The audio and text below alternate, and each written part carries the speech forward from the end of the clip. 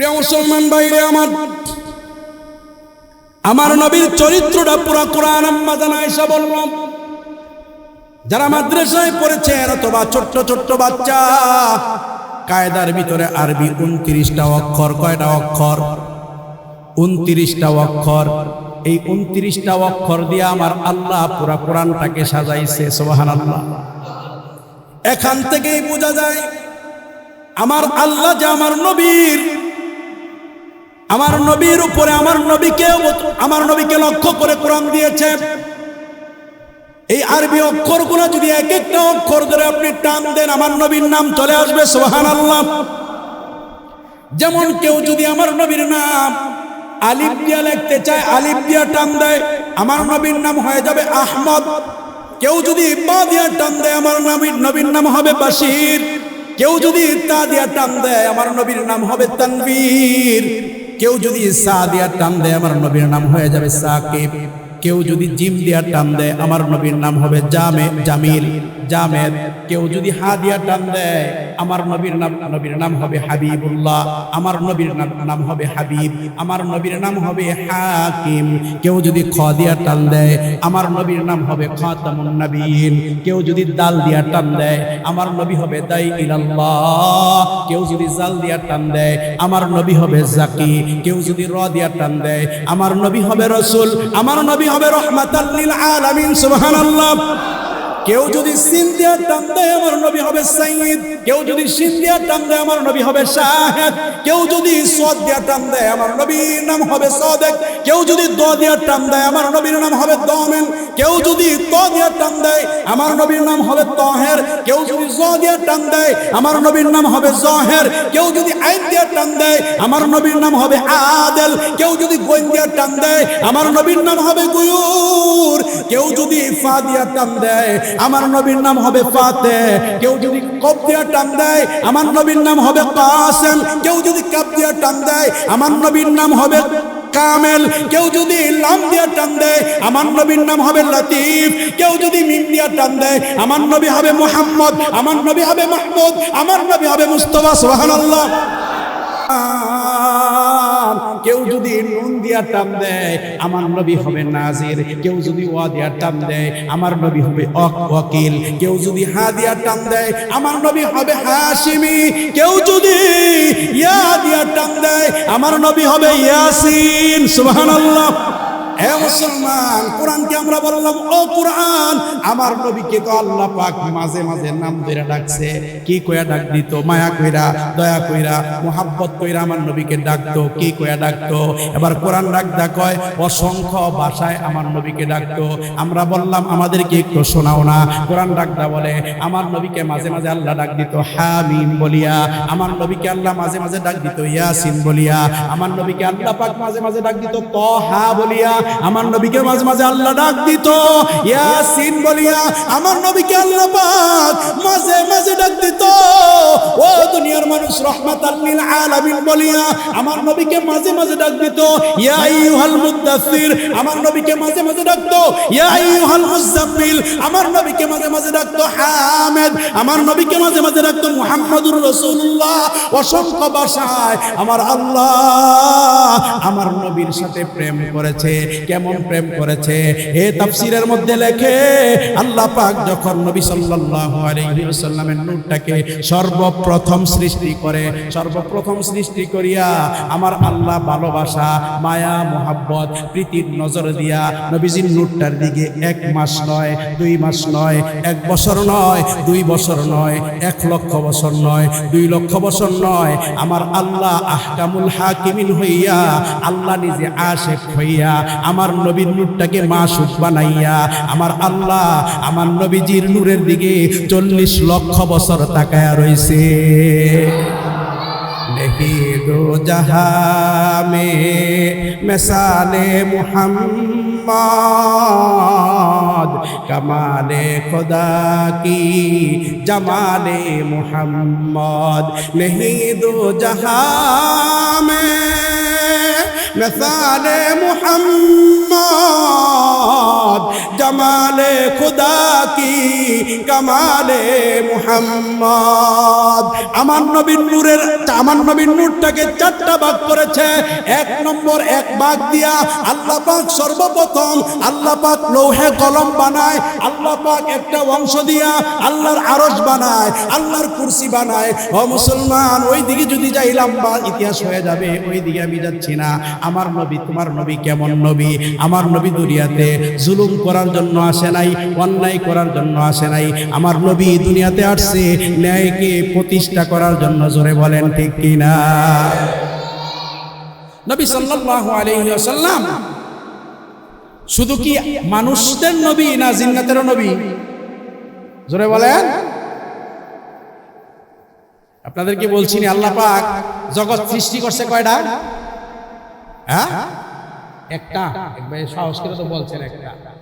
আল্লাহ পাক জগৎ সৃষ্টি করছে ৮০,০০০। সুবহানাল্লাহ বলতেন না? কয় হাজার? ৮০,০০০। মুসলমান বন্ধু আমার, আল্লাহ পাক এই পৃথিবীতে আমাদের পূর্বে তিনটা জাতিকে আল্লাহ বানাইছে। কয়টা জাতি? তিনটা। একটা হলো হিন্নাত, একটা কি হিন্নাত, একটা হলো বিন্নাত, আরেকটা হলো জিন্নাত, এরপরে ইনসান। হিন্নাত, বিন্নাত, জিন্নাত, তারপরে ইনসান। আমাদের পূর্বে ইনসা জিন এই পৃথিবীতে বিচরণ করেছিল। এখনো জিন আছে না নাই? মাঝে মাঝে থাপ্পড় দেয়নি? মাঝে মাঝে থাপ্পড় দিয়া পাগল বানায় আলায়। ভালো জিন খাবার খাইতেছিল, আপনি গিয়া প্রসাব করছেন, হ্যাঁ মাশাআল্লাহ দিলে থাপ্পড় একটা দিছে, আপনার মুখ ব্যাখ্যা হয়ে গেছে। এখন দৌড়ায়া ইমাম সাহেবের কাছে, হুজুর জারফুর তাড়াতাড়ি দেন, মুখ ব্যাখ্যা বানায় লাইছে। ইমাম সাহেব জিনের টাইন্না টুইন্না দইরা বাড়ি করছে, গিরে এর থাপ্পড় দিলি গেরে। ওই হুজুর, হ্যাঁ আমার বাতের ফ্লেটের ভিতরে প্রসাব করে দিছে। আরে তোর বাতের ফ্লেটে প্রসাব করছে, এটা তো দেখে নাই। জিন এবার ডাক কয়, হ্যাঁ দেখে নাই। আমার নবী কি বলে নাই, ফলদার গাছের নিচে প্রসাব করা নিষেধ? সুবহানাল্লাহ। যেই জায়গা দিয়া মানুষ চলাফেরা করে ওই জায়গার ভিতরে প্রসাব করা নিষেধ। কিন্তু আমার দেশের যুবকেরা ফলদার গাছের নিচে প্রসাব করে কি করে না? বিশেষ করে ডাব গাছের আড়াল বানাইয়া, কলা গাছের আড়াল বানাইয়া, এরপরে মাশাআল্লাহ দিলে মেশিন ছাইরা দেয়। জোরে বলেন ঠিক কিনা? ও মুসলমান, ওই দিকে যাই না। আল্লাহর নবী একদিন জিন্নাতকে দাওয়াত দেওয়ার জন্য রওনা দিয়েছে। সঙ্গে নিয়েছে আব্দুল্লাহ ইবনে মাসউদ নামক সাহাবী। আব্দুল্লাহ ইবনে মাসউদ নামক সাহাবীকে সঙ্গে লইয়া আল্লাহর নবী জিন্নাতদেরকে দাওয়াত দেওয়ার জন্য যাচ্ছে। মুসলমান বন্ধুরা আমার, আবু কুবাইস নামক একটা পাহাড় আছে। ওই পাহাড়টার কাছে গিয়া, পাহাড়টার পাশে বিশাল বড় চাটিয়াল একটা ময়দান, ময়দানের মাঝখানে বিশাল বড় একটা ঘর দেখা যায়। মনে হয় যেন পাহাড় কাইটা ঘর বানাইছে। আল্লাহর নবী আব্দুল্লাহ ইবনে মাসউদকে ডাকদা বলে, এই ঘরটার ভিতরে কে থাকে আর এই ঘরটা বানাইছে কে? আব্দুল্লাহ ইবনে মাসউদ রাদিয়াল্লাহু তাআলা আনহু ডাকদা বলে, হাজার রাজুল, আল্লাহর নবী গো, এই ঘরের ভিতরে এমন একজন ব্যক্তি থাকে যেই ব্যক্তির শক্তি এত বেশি, আরবের ভিতরে কোনো সন্তান এখনো জন্মগ্রহণ করে নাই, তাকে নিচে ফালায়া দেয়, তাকে তার সাথে কুস্তি খেইলা, ধাক্কা ধাক্কি খেইলা, তাকে জমিনের মধ্যে শোয়ায়। এমন সন্তান কোনো মা জন্ম দেয় নাই, এমন সন্তান কোনো বাবা জন্ম দেয় নাই। আল্লাহর নবী আর আব্দুল্লাহ ইবনে মাসউদ কথা বলতেছে। এমনি সময় ওই ঘর থেকে ওই লোকটা রাতের বেলা ঘরের ভিতরে থাকে, দিনের বেলা ময়দানে ঘোরাঘুরি করে, ওর খাবারের প্রয়োজন পূরণ করে দেয় কে? এ মুসলমান, ওই লোকটা বের হইয়া আল্লাহর নবীকে লক্ষ্য করে ডাকদা বলে, ও আব্দুল্লাহর বেটা মুহাম্মদ, শুনেছি তুমি নাকি নবী, তুমি নাকি নবুয়তি দাবি করো। আল্লাহর নবী ডাকদা বলে, ইন্নামা বুইসতু রাসূলা, হ্যাঁ আমাকে আল্লাহ রাসূল হিসাবে পাঠাইছে, নবী হিসাবে পাঠাইছে। এমনি সময় ওই পালোয়ান ডাকদা বলে, তুমি যদি নবী হও তাহলে আমার সঙ্গে কুস্তি খেলতে পারবানি। আল্লাহর নবী একটা মুস্কি হাসি দিয়া ডাকদা কয়, নবুয়তের মাঝে আর কুস্তির মাঝে সম্পর্কটা কি? নবুয়ত এক জিনিস, কুস্তিগিরি আরেক জিনিস। এমনি সময় পালোয়ান ডাকদা কয়, তুমি যদি কুস্তিতে আমাকে পরাজয় করাইতে পারো, আমার পিঠটা যদি মাটির মধ্যে লাগাইতে পারো, তুমি মুহাম্মদ যা বলবা আমি পালোয়ান তা শুনবো। তাফসীরের মধ্যে লেখে এই পালোয়ানের নাম আছে তিনটা, কেউ বলে রুহানা, কেউ বলে রুহানা, কেউ বলে রুকানা। অধিকাংশ তাফসীরকারকরা বলে লোকটা হলো রুকানা। মুসলমান বন্ধুরা আমার, আল্লাহর নবী ডাকদা বলে, রুকানা রে, আমি যদি তোমাকে কুস্তিতে পরাজয় করাইতে পারি তাহলে তুমি আমি যা বলি তা মানবা তো? বলে হ্যাঁ আমি মানবো। আল্লাহর নবী ডাকদা কয়, আমি যদি তোমার পিঠটাকে মাটির ভিতরে লাগাইতে পারি তাহলে তুমি আমি যা বলি তা মানবা তো? রুকানা একটা হাসি দিয়া ডাকদা কয়, অট্ট হাসি দিয়া ডাকদা কয়, ও আব্দুল্লাহর বেটা মুহাম্মদ, তোমার কি আমার সম্পর্কে কোনো আইডিয়া নাই? তুমি কি জানো না এই আরবের ভিতরে এমন কোন সন্তান এখনো জন্মগ্রহণ করে নাই আমার সাথে কুস্তিগিরি খেলে, আমার সাথে কুস্তি খেলে আমাকে পরাজয় বরণ করে? আল্লাহর নবী সম্পর্কে রুকানার জানা নাই। মুসলমান বন্ধুরে আমার, আল্লাহর নবী ডাকদা বলে, তাহলে চলো তোমার সাথে কুস্তি একটা খেলা হয়ে যাক। আল্লাহর নবী কুস্তি খেলার জন্য প্রস্তুতি নিয়েছে। আব্দুল্লাহ ইবনে মাসউদ ভয় পাইতেছে, যদি রুকানা আল্লাহর নবীকে জমিনের মধ্যে ফালায়া দেয় আর যদি বুকের ভিতরে চৈরা বসে তাহলে আমি তো রুকানার সাথে পারবো না, আমি তাকে আমার নবীর পিঠ থেকে ছড়াইতে পারবো না। আল্লাহর নবী আব্দুল্লাহ ইবনে মাসউদের দিকে তাকাইয়া মুস্কি একটা হাসি দিয়া আব্দুল্লাহ ইবনে মাসউদকে ডাকদা বলে, চিন্তা করিস না, এমনি সময় আমার আল্লাহ আসমান থেকে ডাকদা বলে, নবীজি দেরি করতেছেন কেন? রুকানারে বলেন না আপনাকে ধরার জন্য। সুবহানাল্লাহ। রুকানাকে বলেন না আপনাকে ধরার জন্য। আল্লাহর নবী রুকানাকে ডাকদা বলে, ও পালোয়ান, এবার তো শুরু করা যাক খেলা। ডাকদা বলে, আপনি প্রস্তুত তো? বলে, আমার প্রস্তুতি আর না প্রস্তুতি এরা তোমার জিজ্ঞাসা করতে হবে না, তুমি কোন সিস্টেমে খেলতে চাও, কিভাবে খেলতে চাও, তুমি আমাকে ধরো, আমি দাঁড়াইলাম। রুকানা টাইট মতন আল্লাহর নবীজিকে দইরা এবার নবীজিকে কাজ করার জন্য, জমিনের মধ্যে ফেলাইবার জন্য আপ্রাণ চেষ্টা করতেছে, কিন্তু আল্লাহর নবীকে চুল পরিমাণ সরাইতে পারে না। সুবহানাল্লাহ। চুল পরিমাণ সরাইতে পারে না। রুকানার শরীর থেকে গাম বের হয়ে যাইতেছে। আল্লাহর নবী মনে হয় যেন সাধারণভাবে দাঁড়িয়েছে। রুকানা ডাকদা বলে, বিষয়টা কি?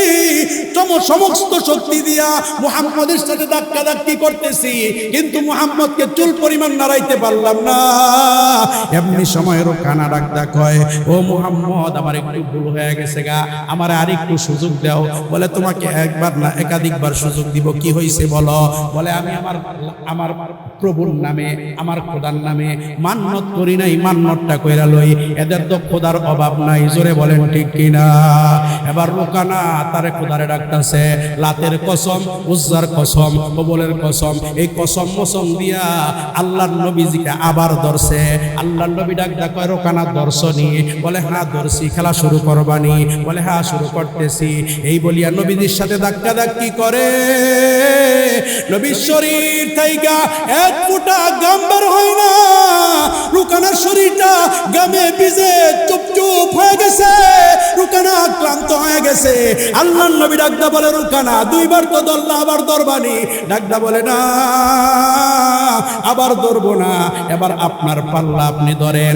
আল্লাহর নবী ডাকদা কয়, ভালো কইরা দাঁড়াও, তোমার যত শক্তি আছে এই শক্তি নিয়ে তুমি প্রস্তুতি নাও। আল্লাহর নবী সাল্লাল্লাহু আলাইহি ওয়াসাল্লাম তাফসীরের মধ্যে লেখে, রে যুবক, আল্লাহর নবী মাত্র হাতটা বাড়াইছে, রুকানা এত বড় পালোয়ান খারাপ থাইকা তপস কইরা জমিনের মধ্যে পইরা গেছে। আল্লাহু আকবার। দপস কইরা জমিনের মধ্যে পইরা আল্লাহর নবী রুকানাকে আবার হাত দিয়া টান দিয়া উঠাইছে। রুকানা ডাকদা কয়, আমার ভুল হয়েছে, আমি দাঁড়াই নাই, প্রস্তুতি নেই নাই, আরেকবার সুযোগ দাও। আল্লাহর নবী কয়, ঠিক আছে দাঁড়াও। এবার রুকানা দাঁড়াইছে। দাঁড়াইয়া আল্লাহর নবীরে ডাকদা কয়, এবার ধরো। আল্লাহর নবী মাত্র শাহাদাত আঙ্গুলিটা রুকানার দিকে এইভাবে ইশারা করছে। ইশারা মাত্র রুকানা জমিনের মধ্যে পইরা যায়। এমনি সময় রুকানা জমিন থেকে পইরা একটা চিৎকার মাইরা ডাকদা বলে, আব্দুল্লাহর বেটা মুহাম্মদ, এটা তোমার শক্তি না, ঐশী কোন শক্তি, যেই শক্তি আমার দুনিয়াতে আমার এত বড় পরাজিত করলো, লাঞ্ছিত করলো। ও মুহাম্মদ, আমি আর আমার পূর্বের ধর্মে থাকতে চাই না, তোমার ধর্মটাই সত্য, তুমি সত্য, আমারে তোমার কালিমা পড়াইয়া মুসলমান বানায় দাও। সুবহানাল্লাহ। আল্লাহর নবী সাল্লাল্লাহু আলাইহি ওয়াসাল্লাম রোকানাকে ডাকদা বলে, পড়ো আশহাদু আল্লা ইলাহা ইল্লাল্লাহু ওয়া আশহাদু আন্না মুহাম্মাদান আবদুহু ওয়া রাসূলুহু। ও মুসলমান, আমার নবীর শক্তি কেমন ছিল? আল্লাহ পাক এক একজন নবীকে মুসা পয়গম্বর, ঈসা পয়গম্বর, ইসমাইল পয়গম্বর, ইব্রাহিম খলিলুল্লাহ, ইসমাইল জবিহুল্লাহ, যত নবী রাসূল আল্লাহ পাঠাইছে সমস্ত নবীদের গায়ে 100 পুরুষের শক্তি দিয়েছে। আর আমার আল্লাহ এমন 400 নবীর শক্তি আমার নবীর গায়ের ভিতরে দিয়েছে। 400 নবীর শক্তি যদি নবীর গায়ে থাকে, 4000 যুবকের শক্তি নবীজির গায়ে। সুবহানাল্লাহ। কিন্তু নবীজি কি এই শক্তি কখনো দেখাইছে? জোরে বলেন। কাউকে কি অন্যায় ভাবে থাপ্পড় দিছে? বরংস আল্লাহর নবী একজন ব্যক্তির থেকে, সময় তো নাই, আল্লাহু আকবার। তাইলে আমরা নবীজির চরিত্র আমাদের ভিতরে ভিতরে অর্জন করা দরকার আছে না নাই? নবীজির সাথে সম্পর্ক রাখার দরকার আছে না নাই? নবীজি এইভাবে বলছে, এইভাবে চলবো তো ইনশাআল্লাহ। আল্লাহ পাক আমাদের সকলকে নবীজির আদর্শে আদর্শিত হইয়া দুনিয়ার জমিনে চলার তৌফিক দান করুক। সকলে বলেন আমিন।